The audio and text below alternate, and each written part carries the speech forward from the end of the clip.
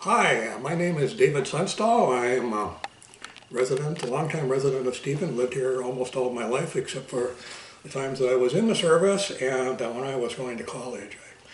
I was born in 1952, graduated from high school in 1970. After my high school graduation, I enrolled at the Moorhead Area Technical Institute Electronics program, and I was a student there for 2 years. In the fall of 1970, the Selective Service instituted a lottery for a draft number. I received number 64 in 1970, and the Army was calling numbers up to 95 that year. So, remember what month that was, the lottery? well, I was in the fall, early fall. September, wasn't it? Yeah, could have been. Yep. Could have been September, yeah, I'm not sure. Because my number was 265. Anyway. So anyway, yeah, okay. I was, like I mentioned, going to school in Moorhead, and the Moorhead Area Draft Board, the Clay County Draft Board, held my number while I was enrolled in the school. So I graduated from that institution in the spring of 1972, and I took a job with a company by the name of Audio Systems, and they were the subcontractor for putting the sound system into Chester Fritz Auditorium in Grand Forks, North Dakota, and I was employed by the company that we worked on that. I worked there for a little over a month and received my induction notice. Prior to going through the induction process, I had to go to Fargo for a pre-induction physical, and a Greyhound bus picked me up in town here, went down, stayed overnight, completed a physical, and the bus brought me home the next day. So I had the draft notice to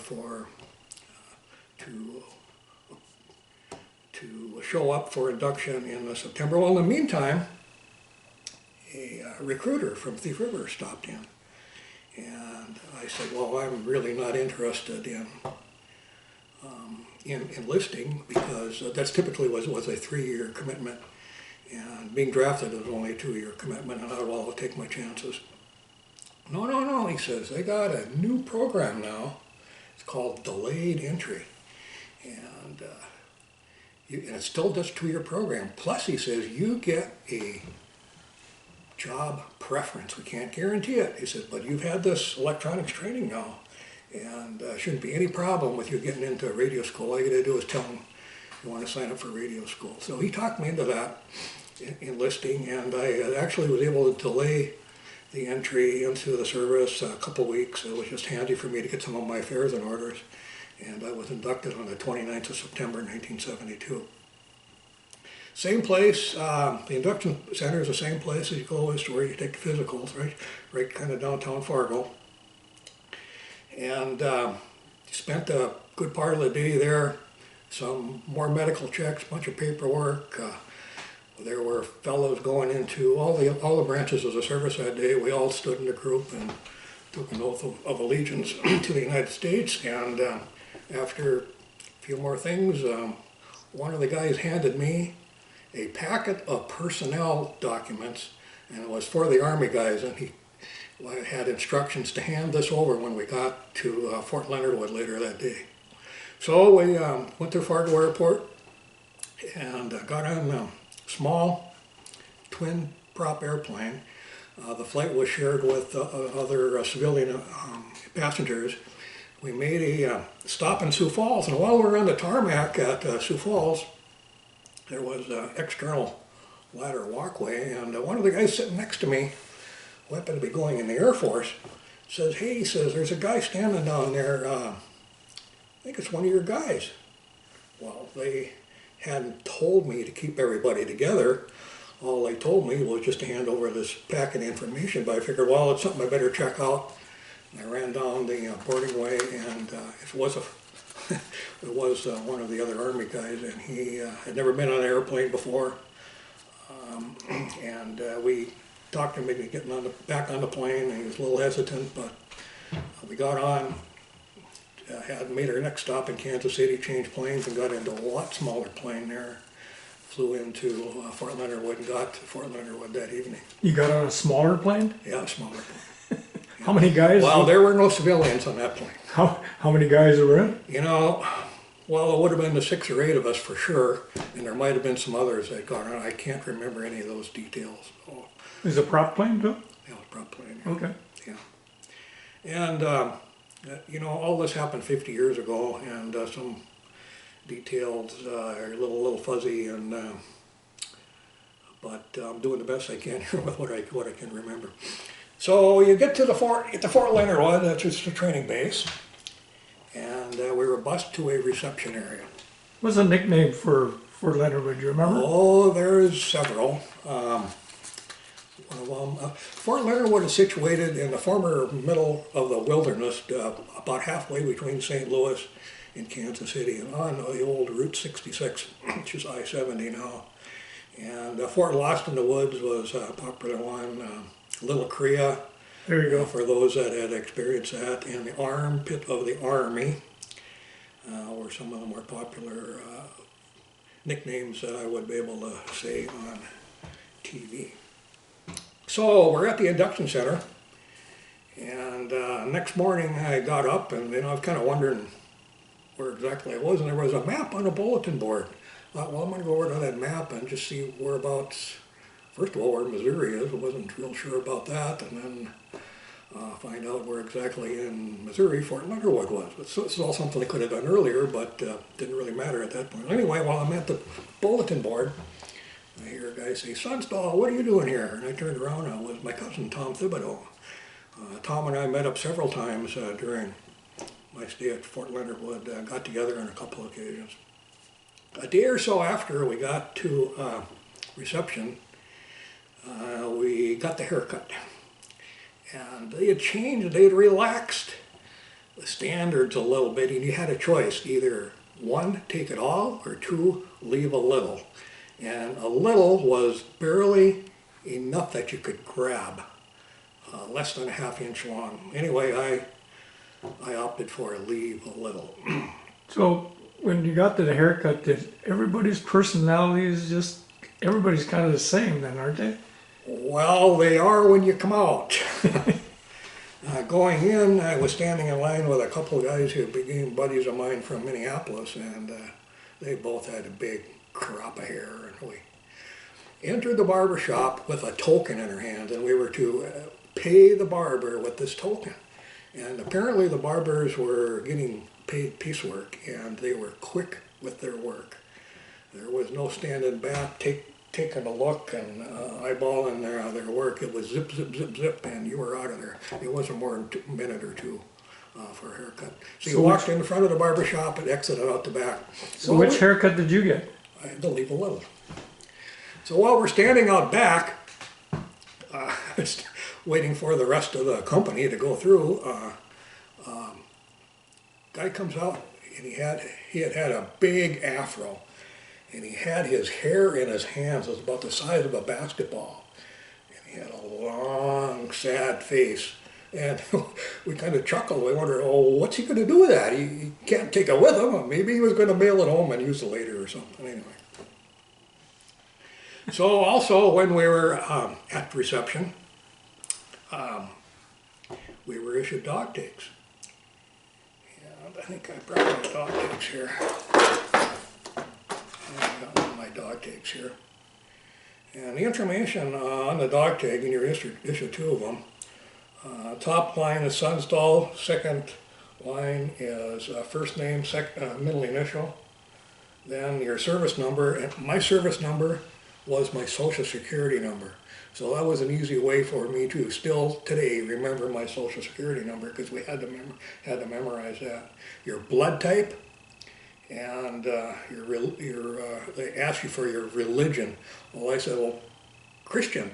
They said, well, what's that, Lutheran or something? Well, I said, no, Presbyterian. I think, well, I thought Christian would have been easier for him to spell than Christian. Anyway, so we issued the dog tags. We issued 2 dog tags, and we were instructed that when you guys get in combat, you will take one of your dog tags and put in your left boot. In case your head gets blown off, it'll be easier for the Army to finish up the paperwork on you.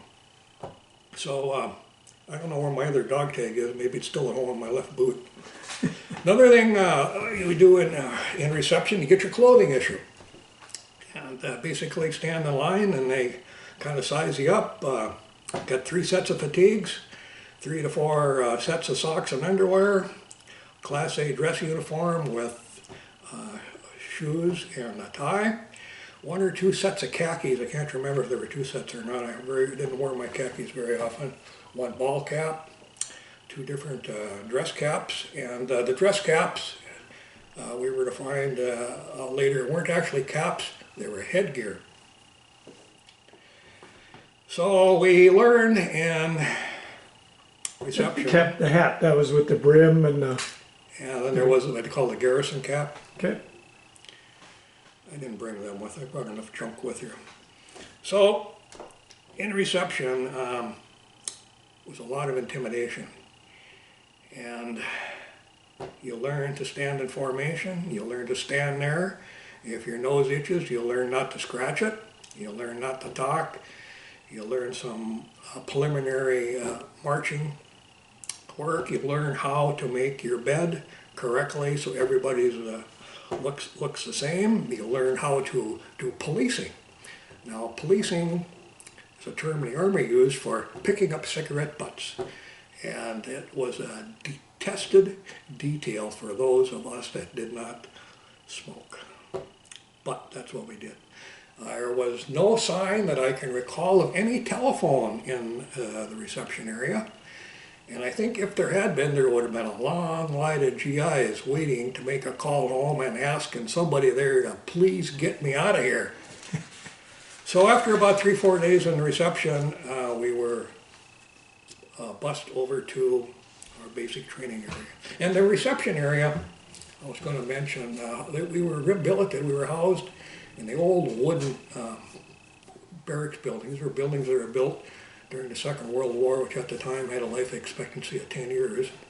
Here we are in 1972. I happened to be located up on the top floor. And if I recall, I think the beds were bunk, but I'm just not real clear on that. So we ended up, after a little bus ride across to the other side of the base, at our basic training area. We were assigned, I was assigned to Company D, the 3rd Battalion, 3rd Brigade.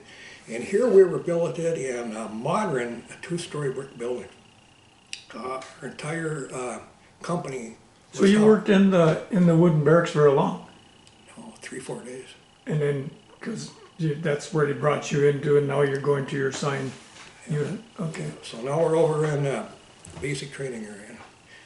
And you might see me glancing down here frequently. I have some notes here that I want to be referring to. So these brick barracks, did they have private rooms or? The rooms housed, I think there were about 6, maybe 8 of us in a room.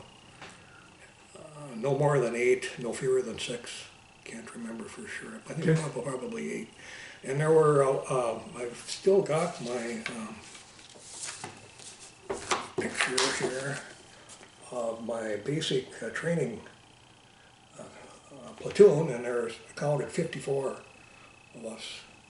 And on the back you have the names of all I of had them. That's almost everybody that's outstanding. I mean, signed that name. There were a couple that I ended up filling in myself, and a number of them wrote down where they were from. And looking through this here recently, a majority of the ones in our platoon, only one black guy, but the number of us in our platoon were from upper Midwest, Minnesota, Iowa, Wisconsin, sure. North Dakota, but there were guys from all over, Texas, Indiana, Illinois. It's interesting, one guy here, it's going to be hard to see him right down in the middle here. This guy was 36 years old. Okay. There's always one, seems like. All the rest of us, well, I would have been one of the older ones, that'd be in 20. So here, again, there was a lot of work on instilling discipline in the troops. So here's a group of guys, our platoon, 50-some guys strong, all in their early 20s, except for the one older fellow, with no cars, no basketball, no girls, and no beer. And generally, when you get a group that big by themselves, trouble brews. But the training cadre we had there, the drill sergeants we had, were very highly respected, and there was never any ruckus or trouble with any of the troops between themselves. They were very, very well behaved.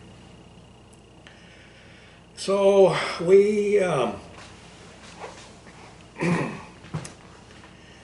we spent a lot of time in 3 different areas, and would have been in physical training, classroom training, and on the firing range. Physical training was usually most every morning right after breakfast. It involved calisthenics, push-ups. We learned a lot of marching basics. There was a lot of classroom instructions, and to travel from our barracks to a classroom, or from our barracks to the mess hall, or from a classroom to classroom, was all done in formation and marching. Did you sing? Pardon? Did you sing? Cadence? Well, I was just going to tell you about that. The drill sergeant would sing cadence. And the cadence was usually what we would consider now a form of an off-color rhyme. And there was a variety of them, but it was something that helped not only keep you in step, but helped make a little fun of the situation. Did you have road guards? Yeah, we had road guards. You saw these guys in the front of the picture with the blue helmets are the road guards. Okay. What do road guards do? There's a lot of traffic around the post, and you don't march on the sidewalk, you march on the street. And you're sharing the street with motorized traffic, and it's important not to have any altercations at the intersection. So when we would approach intersections, the road guards would run ahead, block off the oncoming perpendicular traffic. So there were 2 road guards in the front and 2 in the back, is that correct? Yeah, I don't remember where all they were, but probably, yeah. And so after the troops marched past that intersection, these guys had to double time in and get back up to the front again. They were usually the ones that ended up getting promoted right out of basic, because they had to put a lot of extra effort in, and it wasn't so bad just marching around the post, but when we were on forced marches with packs and gear and inclement weather and that, those guys really had to hustle. Did you do night marches too? Pardon me? Did you do night marches too? Well, we had night classes, and we had to get to those training points, so I'm sure that the only way we did that was not on the bus. So some of the classroom training we had, we had to learn Army speak. There was a class on the Geneva Convention where you basically tell you name, rank, and serial number only when you're captured. We had a class on Operation Hand Grenade. I'll be showing you more about that a little later.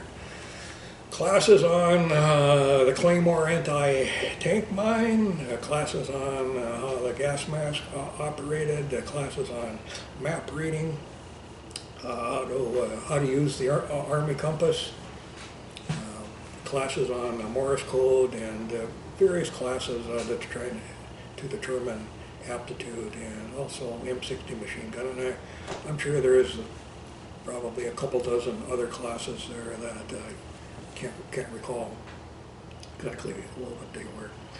But there was a lot of classroom time spent on the M16 rifle. And the Army wanted to make darn sure that we not only knew how to fire that gun, but we had to know how it was designed, how it operated, how to take it apart, how to put it back together, because if we ever had to do that in an intense combat situation, the situations probably would not be ideal. And so there was a lot of time spent disassembling and reassembling the rifle, learning the various mechanics of it, what to do in case it jammed, and various other things pertaining to that. Did they have a nickname for the M16? Do you remember? Did you? Yep.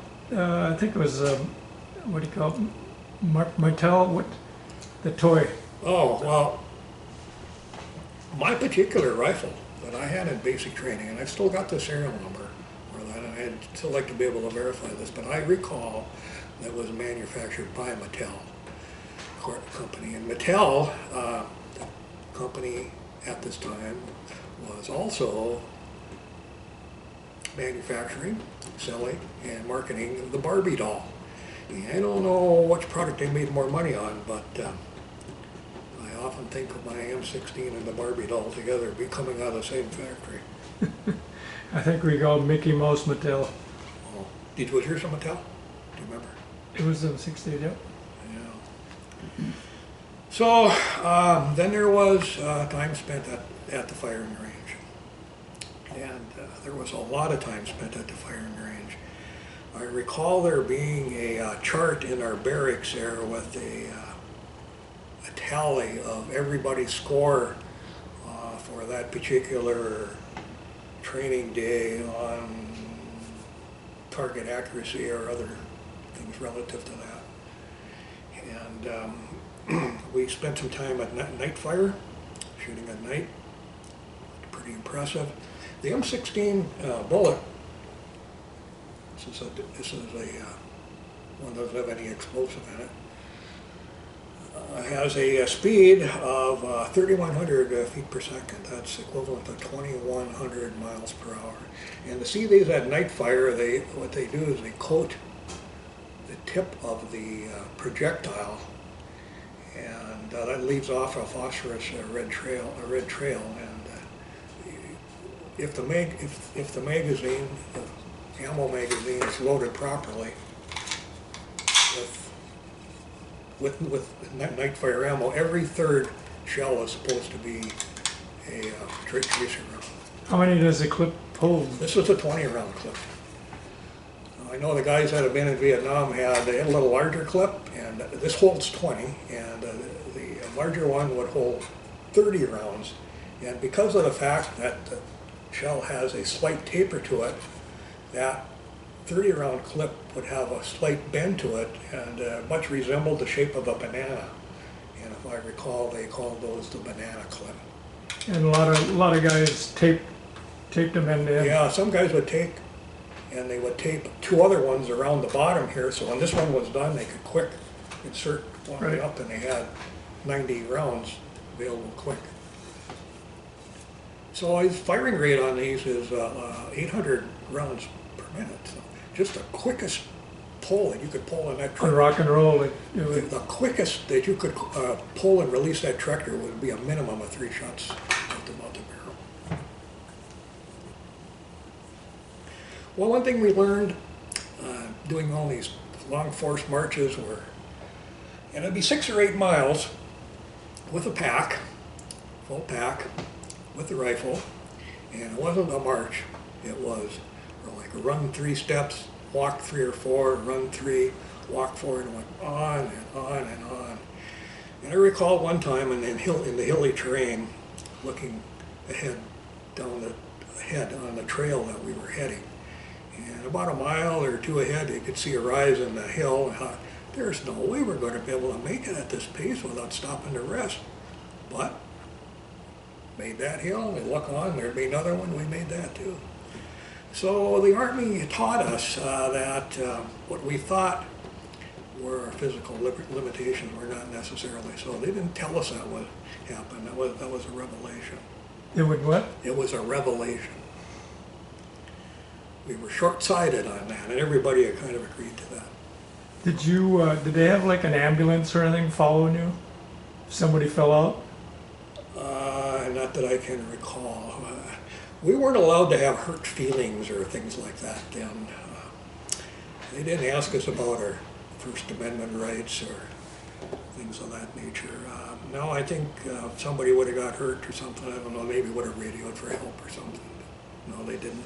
We did not have an ambulance following us. I like to talk about the gas mask. Gas mask training started out with classroom instruction and the importance of how the gas mask was needed when occasions might occur, and how to properly wear it, how to seal it, how to clear it. And after that, we had to prove up on what we had learned there, and were marched to a building that was saturated with tear gas. So you walk in the building, and they would take groups of maybe 8 or 10 troops at a time, and once in the building, there was a haze in the air, and you could feel on your exposed skin a kind of burning sensation. And then we had to take the gas mask off, holler out our full name and serial number, and once we had done that loud enough, we were allowed to exit out the building out the back. And it was quite a sight out the back of that building, guys rolling on the ground, a couple of them be puking, most of them rubbing their eyes and coughing. And it was quite a sight for the guys that were standing in line to yet enter the building. Anyway, that's what we learned about the gas mask. I want to talk to you about the hand grenade. And I have brought my own hand grenade with here. I keep these on hand here for you never know. Just so your audience knows, it's not a loaded hand grenade. So this is what they call a pineapple hand grenade. This is not the kind that we had in basic training. This particular hand grenade weighs about a pound. The ones we had were called the M61, and it was physically spherical round, almost identical in size to a tennis ball.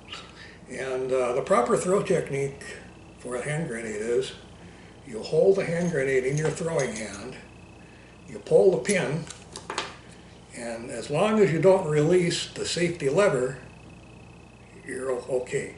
So you can insert the pin, and I don't know, maybe I should do that here. Wow, so once you release the hand grenade and throw it, what happens? I'll do it carefully here. Now that scared the hell out of me right there. There is a trigger affair here, a little hammer. It's much like a cap gun. And when that's released, it goes down and it sets off a fuse. It's kind of like a heavy-duty firecracker fuse, and the fuse burns down till it gets to the end here, and then boom. How many seconds do you have to get rid of it? You have, it would vary a little bit, 4 to 5.5 seconds. You don't want to hold on to it for more than 2, just in case something's happened. So an average guy could throw one of these about 25 meters. That's about 80 feet. And the shrapnel from these is deadly, far beyond any throwing range. So it's very important to take cover. And every GI that goes in the Army has a chance to throw 2 of these. If you screw up the first time and don't do it right, in other words, if you're going to try and lob it like this, the old John Wayne style, that's not correct. Are you in a, if I remember, you're in a concrete base, concrete wall, are you standing on a concrete wall, and there's a pit below? I just remember it being a trench. You were just in a trench, okay. And there was a covered area, and then there'd be half a dozen troops in the covered area, and then one at a time would move out with a drill sergeant. The drill sergeant would hold a hand grenade, hand you the hand grenade. You've been to class, you know what to do, pull the pin, he's making sure that you're doing that right, and would watch you as you threw it to make sure you threw it correctly, and then get your head down for the explosion. And anybody that's ever been close to one of these going off, the concussion it's just tremendous. Mm-hmm. And so you're in a trench. You don't have, if somebody gets nervous and drops it, well, that's what the drill sergeant's there for. He's trained to get that thing picked up and get rid of it. Okay. Yeah. So there were no issues, any of the troops in my company the day we had live hand grenade training. They had to do KP once in basic training. And time do you report to KP? Yeah, well, Army time, 0400, that's 4 in the morning. And there'd be 6 or 8 of us have to report there, as I recall. And we didn't report to the mess hall. It was called the dining facility. And we were dining room orderlies. And it was hard work all day long, cleaning and mopping and scrubbing until about 8 o'clock that night. It was a long, long, long day. One of the classroom training sessions that we attended was a vocation interview. And the fellow that was interviewing me asked me, what do you want to sign up for? Well, my instructor, or my recruiter, had told me to sign up for radio school. And I said, I'm supposed to sign up for radio school. He asked me, well, what's the MOS? That's a Military Occupational Specialty Code. And I said, I don't have any idea. So he, thumbing through a loose leaf binder, and I watched his finger go down a line, and I saw something about television. I said, hey, what's that? What's that? He says, it says television equipment repairman operator. So, well, what's that about? He says, I don't know. I said, well, okay, put me down for that. So that was the end of that interview. Looking at my notes here, I wanted to tell you about bivouac. And bivouac is a little camp out in the woods, and our bivouac was towards the very end of basic training. We had reported to Fort Leonard Wood in September, so now here we are at the end of November. And the weather at the end of November in Missouri can be very similar to the weather up here in northern Minnesota.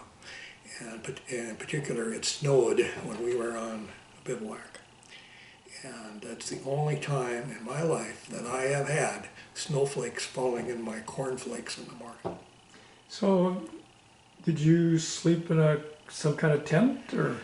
Each GI was issued half a tent, and you carried that within your pack. What do they call them tents? You remember? Pup tents. Pup tents. So you had to pick a buddy and use his half. The two of you slept together in that shared tent. Do you have a sleeping bag or something? The Army supplied us with the best of everything. They were excellent sleeping bags. You didn't have too many of them in Vietnam, I wouldn't suppose. They were really, really well insulated. Didn't need one. They were warm, yeah. The Army was doing the best they could to arm us with the latest sophistication in weaponry, give us the knowledge that we needed to work with as a unit, give us the knowledge to travel through the Army system, and they tried to feed us the best food possible when they could. One thing about eating in the mess hall in basic training was you learn to eat quick or leave it. There was no dilly-dallying around, there was no time to talk. You shoveled it in and you were marched out of there in a very, very short order. Did you eat the soup? Pardon me? Did you eat the soup? Do you remember the soup? The soup? We ate everything. The saltpeter in a lot of the soup. Oh, well, maybe you had that in Vietnam. We didn't have any No, of that. that wasn't basic. We didn't have any of that. Out in the field, we didn't have the supplies when you cooked meals. We had the sea rations. So I want to tell you about the sea rations a little bit. The sea rations were in a box. I brought this cigar box here.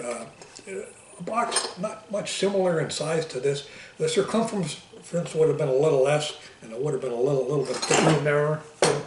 But in that box, there was a paper package and 3 cans. In the paper package was like a restaurant packet of salt, one of pepper, one of sugar, one of instant coffee. There was a 2-pack of Chiclets gum and a 5-pack of name brand cigarettes. Could have been Marlboro, Winston, Chesterfield. It was a whole variety of them. Yep. And 3 OD cans, 2 larger cans and 1 smaller can. Also in the box was a 2-pack of toilet paper. And the quantity of toilet paper there was such that it was good for 2 wipes if you were careful. The cans contained food. One can contained a type of meat, which would have been either turkey, beef, or pork. The other can contained the smaller can contained a unit of bread, and the third can contained a type of fruit cocktail. So, in order to open the cans, the Army supplied us with this little gadget here. And most GIs will recognize this as being the P38 Army can opener. Now you'll notice, and maybe some GIs don't realize this, that thing won't open up by itself. You have to physically snap it open. And that was a design improvement that was made on this thing before it went into mass production in 1942. And that was to prevent it from opening accidentally in your pocket. So this is one of the most ubiquitous tools the Army ever developed. This is not only good for a can opener, it's a screwdriver, it's a scraper, it's a letter opener, it's any kind of tool that you might need in the emergency. This served a purpose, and there was one in every packet of C rations. So I want to show you how this works. I first brought an old soup can here, and I actually haven't done this. I did one last night just to try this opener out, but I haven't done this really much for 50 years, so I'm going to stand up here and see how that See it. it works. So you twist it down, and this point pierces the edge of the can, and you just basically work your way around the can with it. A guy with a little practice here could open this can in about a half a minute. And the hungrier you were, the better you got. Well, I think you get the idea here. Maybe I'm going to open the whole thing here. Yep, I think we can see it. So anyway, the food in the C rations was palatable, and if you were hungry, there was no waste. The nutritional requirement was met, and if you were a non-smoker, you could maybe trade your cigarettes to another guy for his chiclets, or maybe if you're really lucky, his toilet paper. Before we got out of basic training, the Army figured that we should, they wanted to be sure we had all of our shots. And on inoculation day, and I happened to find my shot records, it was October 13th, 1972, we were lined up at a medical building, instructed to take our shirts off and walk down a line, and there were medical personnel there with stainless steel air gun type of apparatus, and you just walked ahead and they kept shooting you in each arm. And that day I was inoculated for smallpox, typhoid, tetanus, cholera, polio, and the flu. And I haven't caught any of them, so that was some good medicine I had.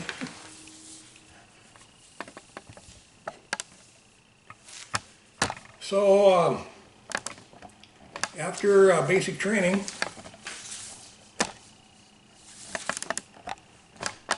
we were notified of what our MS was. Well, basically, did you have a ceremony of any kind? Yeah, we had a graduation. Pardon? Graduation Yeah. ceremony? March Day? At the very end, we attended a graduation. Ours was indoor because this was in November. During the summer, I know they had graduation exercises outside on a practice field. Okay. But we were notified of what our MOS was going to be, and Vietnam was still fighting hot then, and they were still in need of infantrymen, and not many guys signed up for infantry, but some ended up having to go for further infantry training. I was assigned the MOS that I asked for, the television equipment repairman operator. They load us up on various trucks one evening and getting ready to ship us out. I had intentions of being brought to the airport and getting on a plane and heading out to New Jersey for electronics school, but I was the last one off the truck and handed my orders. It was on a kind of a dark street and a small wood frame building, and I with the orders to report there. I thought, oh, man, you must have AIT here in Fort Leonard. Well, I guess nobody told me. So I walked in this office building, set down my duffel bag, and announced that I was reporting for AIT. And the sergeant on duty there said, "This ain't no damn AIT, it's permanent party." Well, I didn't really know for sure what permanent party was, but I took his word for it, and I had orders to return back to that building. Knowing you, the only thing you heard was party. Knowing you, the only thing you heard was party. So next morning, 7 o'clock, I'm back at this orderly room. Fella comes in and he says, "You Sunsdahl?" I said, "Yep, you come with me." So we got in his personal car and we're driving across the post. I asked, how many in this AIT class? No, AIT, he says, you're going to be assigned a work position. And we pull up to this building. Turned out this building was a TV studio. And because of my previous electronics training, I was able to skip AIT. And it basically was in basic training one day and they put me to work the next. So I was assigned to the ETV division, and that stood for educational television. And we was comprised of a studio, production facility, a couple different maintenance departments. We had our own little cable TV system around the training part of the post, and my duties for the next 19 months took place at ETV. And you were there for the whole duration of your service? I spent 1 year, 9 months, and 3 days on active duty, and all of it was at Fort Leonard Wood, Missouri. Did you get any break where you got to go home or anything? Well, every year you get a 2-week furlough. You got a 2-week furlough? Okay. What'd your folks think of this, you being able to be in the TV service? Well, I think they were somewhat relieved. I think they were somewhat relieved. I certainly was. Yeah. And here I am in a situation where I can actually utilize some of what I'm going to be dealing with in the near future and for my future. It isn't like going to military radio school where once you're out of the military you never see military radio again. Here I was in a situation working on brand new RCA Victor XL100 TVs, the same ones that my dad was selling new back in Stephen. And in fact, the Army maintenance department where I worked there had no connection at all with RCA. They had no way to get any service information, no way to get any service help, no way to get any service bulletins or any particular special RCA repair devices or training aids. So these TVs, I had access to all that stuff. These TVs were brought in with no information at all.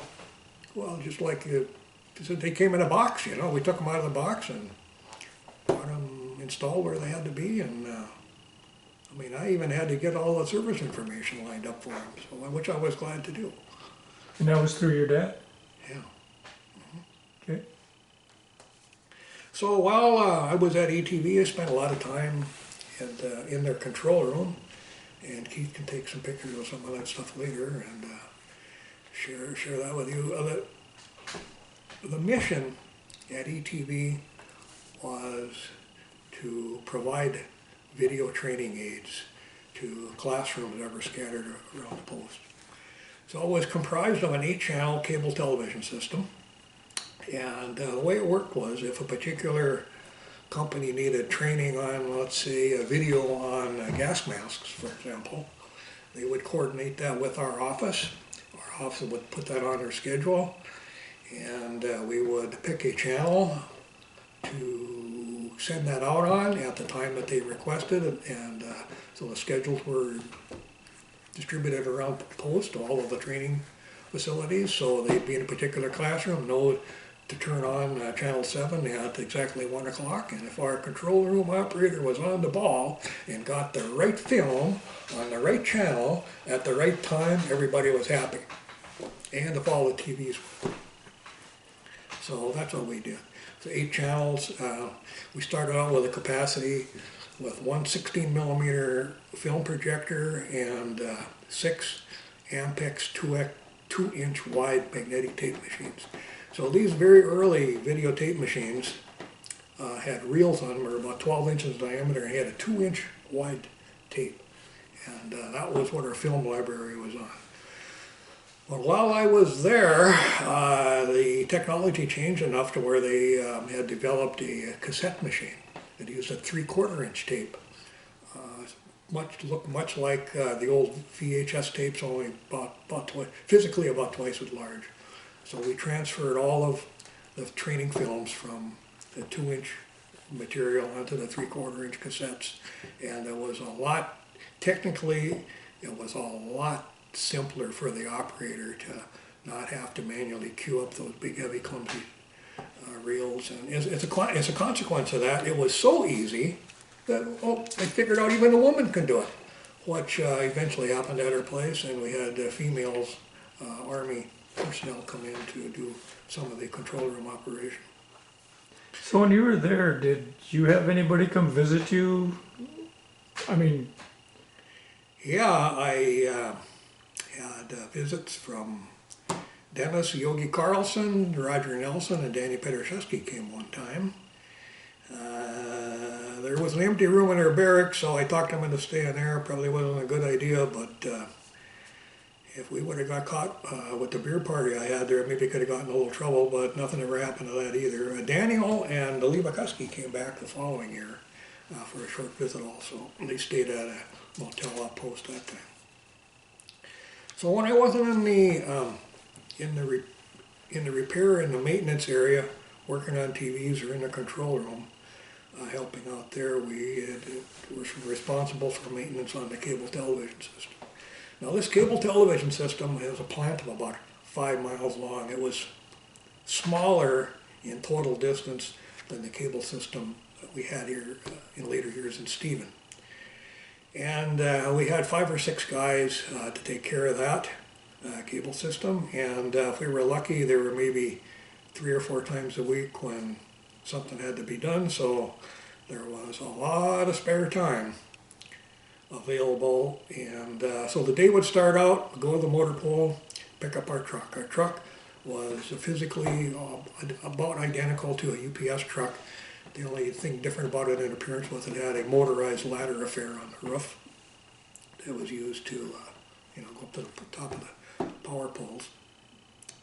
So we'd start out, pick the truck up, and then go to the PX for coffee. Coffee could last 2 hours, could sometimes all morning. If there wasn't any work to do on our cable system, we found it handy to be able to drive around the officers' area of the base and just see what's going on there. A couple times we were out in the country seining for minnows. One time I remember we ran over a snake, so there just wasn't a whole lot to do for all the people that they kept sending over there. did you go anywhere, like you were close to Branson? Did you do any of that? Fort Leonard Wood was basically, like I said earlier, kind of in the middle of nowhere. Branson was non-existent at the time. Silver Dollar City is a amusement park attraction that's real close to where I guess Branson is now, but that was 120 miles away. Fort Leonard Wood was so far away from everything, the closest McDonald's was 120 miles away. If you wanted to go for a Big Mac, you had to pack a lunch. One of the closest college town was Rolla, Missouri, and that had a population of maybe 10,000 or something. But there was nothing to do there either. There was nothing to do there but wait out your time. A couple things I did find useful and learned at my duty station was pole climbing with a hooks and belt. That came in handy for me later when I was in the cable television business. I also learned rappelling. We didn't have any mountains or high walls to rappel down in Missouri, but we had a telephone pole about 25 feet high in the back of our office building, and that was the only rappelling I did. I mentioned I had a graduation at the field house, and the field house had a sound system in it that was haphazardly put together with what looked like whatever they could find at the Army Surplus Center.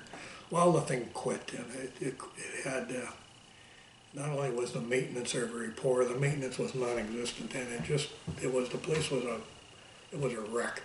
So we got called over to take a look at that, and I was the guy that had some experience with audio, so they let me monkey with it, and off and on worked there for a week or two, and I got everything working pretty well.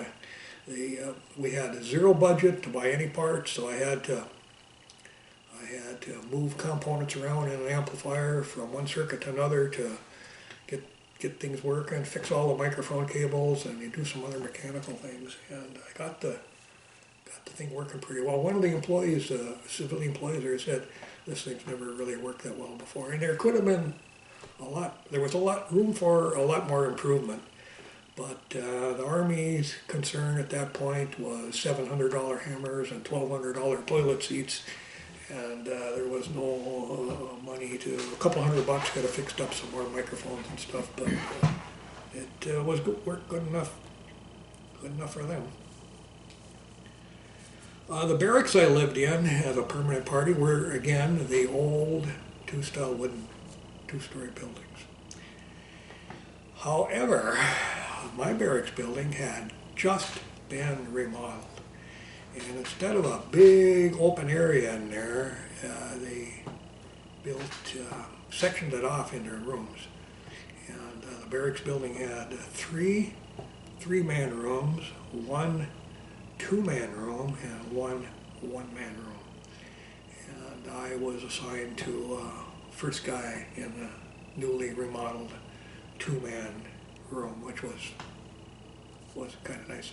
After a few days, I ended up with a roommate, a fellow that ended up being a very, very good and a long-time friend of mine who worked in the newspaper office. The other roommates I had in the barracks, our company mission there was we ran the post, and we also housed the cooks and firemen and other various maintenance people. The cooks had a close walk to work. The barracks was just basically right next door. Our cooks did not have any KP helpers. They had to do all of the cleaning work themselves. It was long days, early to bed, early to rise, and I often found it odd that they never complained about having a place to goof off like we did or a place to hide. They always seemed to be happy with their work. And food there was, when they had the proper supplies, they did the best they could with it. Not all the time did they get all the ingredients they would have liked to add if they're cooking up some kind of concoction. Frequently they'd run out of food if we came for our evening meal, if we had worked a little bit late or something and showed up, they were out of food and you had to go someplace else and find your meal. A lot of times when that would happen, they'd go to a hospital commissary. The hospital always had good food and it always had adequate food. Problem was the cooks there didn't always believe that our mess hall was out of food, but they could kind of tell when you were spoofing or not. We tried going over there on a regular basis and that didn't work out. So I was doing a Google search on my old work location at Fort Leonard Wood here recently, and I see the building is gone now. So there is no need for a training system for transporting any training films. It's all done now. Well, I'm sure they got DVDs now, or I don't know. Tube TVs are gone. TVs, everything, all that's gone. They're all gone now. So I worked with. There were usually about 6 or 8 military there, and there was a civilian staff of about 6 people too. The whole time I was at ETV, the 19 months, there was one secretary that left, a civilian secretary left and was replaced by another civilian. During that same time, I can recall 24 different military people in the 19 months I was there to fill about 6 or 8 positions. The civilians there must have likened it to a parade of sorts with these guys coming and going all the time.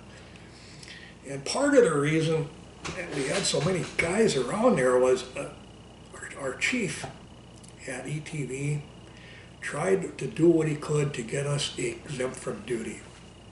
And that meant we did not have to spend a night on guard duty or have to be absent from work for other purposes. And the reason that he gave was that we were too busy and we were short-handed, which wasn't the case at all. So our company apparently believed that we were shorthanded at ETV. So they'd send over misfits, guys waiting travel orders, and there were people were tripping over everybody else. So, yeah, anyway, more about the barracks. I mentioned telephones earlier, and at basic training there was one telephone at the end of the hall, and we were allowed to use the telephone if we weren't engaged in any training. If we had some free time, you could use a telephone, but there was only one telephone, and there was usually a line of guys standing there waiting to make that collect call to home, and there was no privacy, just a wall-mounted payphone. So if you wanted a little privacy or a phone call, you had to go over to Telephone City. And Telephone City at Fort Leonard Wood was a building that housed about at least 50 phone booths, maybe there were more or not. And the way it worked was you stood in line at a service counter and were assigned a booth. I can't remember if we had to pay ahead or how all that worked, but that was the only real way to make a phone call. There was really no way to receive a phone call at all. I can never remember anybody ever receiving a phone call. I don't know how it would work. So if you, like I said, had to make a phone call, you had to go to Telephone City. Well, one night, while I was at permanent party, I walked over to Telephone City, which was about 3 blocks away, and it was a cold, windy, dark night, and on the way back I got mugged. And as a result of that mugging, next day I went and bought a car. And the car dealer just off post had a used 1966 Mustang, a 289 motor, automatic transmission, add-on air conditioning, and that became my wheels at that point. So this would have been February of '73.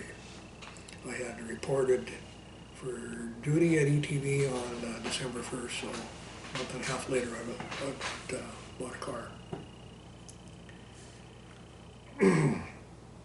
I turned 21 in February of 1973. To celebrate, I went off post. I bought a bottle of Galliano and some orange juice. I went back to the barracks and I mixed Harvey Wallbangers for everybody. And that was a popular drink at the time, and I haven't had one of them since either. I ran into some other guys from Stephen at Fort Leonard Wood at various times. One of them was Rick Sunby. Rick Sunby was a high school classmate of mine. He was there for training, basic training, and was stationed there shortly after I got there. Also, Richard Kurowski was taking some engineering stuff there. He was a carpenter. I don't know if he took his basic at Fort Leonard Wood, but he took his AIT there. I ran into him once or twice. Jason Anderson, who was a little bit younger than me, took his basic training there, and I did run into him at least a couple times. Well, I had extra time, a lot of extra time in my hand when I was in the service while I was permanent party. I decided to study for my FCC first class radio telephone license, and it's pretty comprehensive knowledge needed to pass that test. You first had to have a third class license. I already had that. You had to then get a second class license, and the knowledge needed on an FCC exam involves having to know how a television transmitter works, how it's designed, how to operate it, how to do servicing on it, and how to do alignments and adjustments. Also, an extensive knowledge needed of the FCC rules and regulations that cover the operation of a television transmitter facility. And if you were going to be out in the real world and work at a TV station as an engineer, you had to have a first class license. So it was something that I had time to achieve, and which I did. Unfortunately, about 6 years later, the FCC figured, well, there's really no need for that first class license anymore. We'll just call it a general radio telephone. And Where'd you take your test? I went to Kansas City. Kansas City for the test? Yeah, I was the closest. So when I was in the Army, when I first became permanent party there, my company was a branch of the 5th Army. Sometime in 1973, we got changed to TRACOM, which is an acronym for Training and Command. And the 5th Army had an A5 patch on the warrior sleeve. The TRACOM had this round one with the stripe down the middle. The dress uniform, those were colored. It seems to me there was a red, a yellow, and a blue maybe on that TRACOM patch there. This is my PFC E3 patch, and then my E4 Specialist 4th class patch off my fatigue uniforms. You have to go for a re-up interview before they let you out of the Army, and I was worried about that. The tactics that are used. In the re-up interview, I was told to expect to be offered some coffee, some cookies, maybe some banana bread, something nice, sit down in a nice comfortable chair, and then strongly encouraged to consider making the Army a career destination. My experience was reported to a company commander's office, small office, walked in, he shut the door, had a seat. He asked me what my future intentions in the Army were, and I said I planned to ETS, which means end my term of service, make availability of the GI Bill and go back to school. And he said, I don't blame you, Sunsdahl, that's a good decision. He says, Fort Leonard Wood's the worst place I've been assigned to. Good luck. We saluted, I was dismissed without any coffee. The Vietnam War officially ended in sometime in, I think, February of '73, and the Army was beginning to trim its ranks, and there wasn't near as much need for not only fighting personnel, but support individuals also. And they offered a couple early outs. One early out they offered to the dental staffs, and well, obviously I didn't think I'd qualify for that, but they did have one for the enlisted ranks. And they would let you out 90 days early, but the catch was you had to join either the active Army Reserve or the Army National Guard. However, you had your choice of what one of those stations would be. So I had the ability, I could have joined the National Guard at Grand Forks, I could have joined the Army Reserve in Grand Forks, I could have joined the bridge building National Guard outfit at Grafton, or the water purification outfit in Cavalier, or I could have joined the outfit in Crookston. Well, I had a buddy that was, I knew from Stephen, that was a member of the Crookston National Guard, so I called him up and I said, I can get this early out, but I got to join the Guard for oh yeah, he says, that's what you want in Crookston, yeah, that's the best place. I'll show you all the ropes. What was his It name? was my buddy, I thought was my friend Mike Jonas. Well, what I didn't know at the time was that the Guard gave you a weekend off if you recruited somebody. And Mike's hope was that he'd get a weekend off, he recruited me. Well, I was a little ignorant on what the mission of the National Guard was, and after my discharge from active duty, I reported to Crookston National Guard on July 13th, 1974. I rode with Mike to the first meeting. So did you have to go for a year or just 90 days or? 1 year. 1 year. To get out 90 days early. I got out of active duty 90 days early. 90 days early. So I got out on like about the 1st of July, 1974. You know, one of the reasons I wanted it early out was so that I could start school in the fall.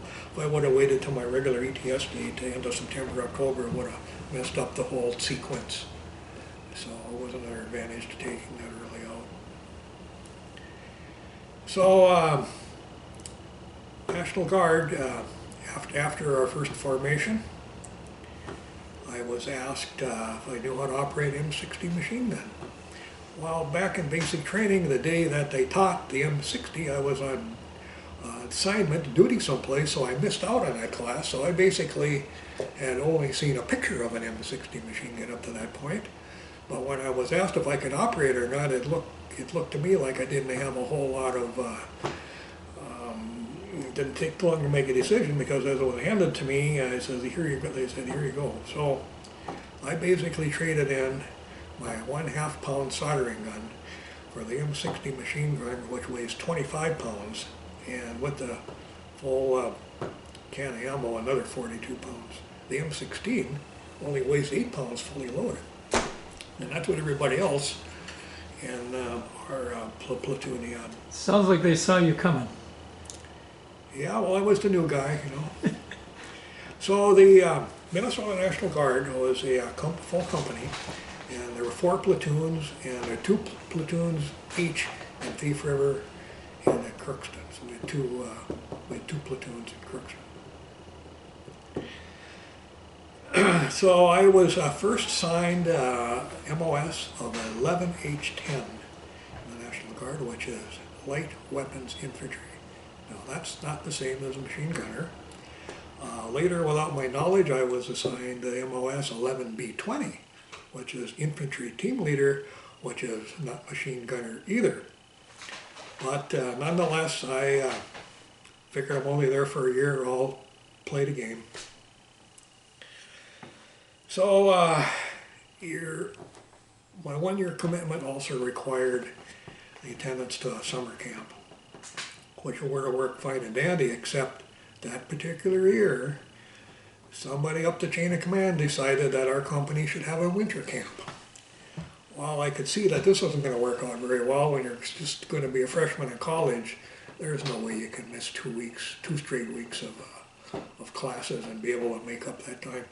So I was able to submit paperwork and get approval to skip the winter camp and instead attend a summer camp with a different company the following summer. Well, I was telling Mike Jealous about this, and he thought that was a great idea, so he signed up for some reason too, and we were the only 2 guys on the whole company that did not attend winter camp and instead showed up for summer camp at Camp Ripley on the 14th of June, 1974, with a company from Worthington, Minnesota, who was also a mechanized infantry company.